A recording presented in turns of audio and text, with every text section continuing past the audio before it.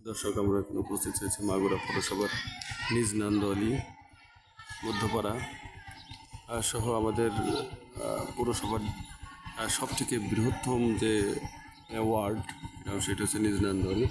এটা হচ্ছে মদিনাতুল উলুম গোরস্থান এবং মাদ্রাসা। আপনারা দেখতে পাচ্ছেন দুইটি মিনার। এটি মাগুরা পৌরসভার ভিতরে সব থেকে উঁচু এবং সৌন্দর্যবদ্ধকরণ একটি মসজিদ। এটি অনেক দূর থেকে দেখা যায়। আমি এই গ্রামের বাসিন্দা।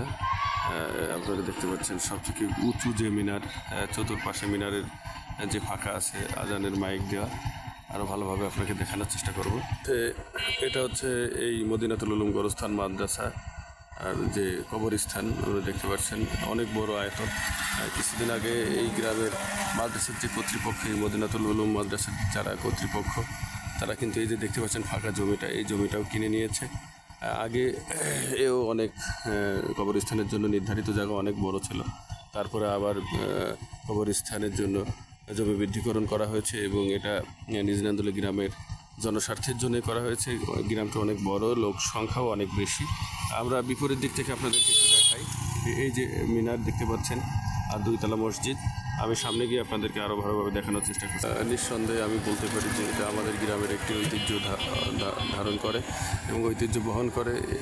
আমি সচরাচর এরকম মসজিদের বড় বড় লম্বা মিনার এবং এত সুন্দর মিনার কিন্তু আমি আগে অন্য কোথাও চোখে পড়েনি, হয়তো বা আছে কিন্তু পড়েনি। কিন্তু মাগুরা পৌরসভা 7 নম্বর ওয়ার্ড এর এই মদিনাতুল উলুম গোরস্থান এবং মাদ্রাসা অনেক ভালো এবং সুন্দর। এখানের কারুকাজগুলো অনেক সুন্দর। আমি মসজিদের মূল যে ফটো গেট সেটি দেখানোর চেষ্টা করবো আপনাদের। আপনারা দেখতে পাচ্ছেন গোরস্থান মাদ্রাসার যে সমস্ত ছাত্ররা যারা পড়ালেখা করে তারা এখানে এই বল ফিল্ডে তারা খেলছে।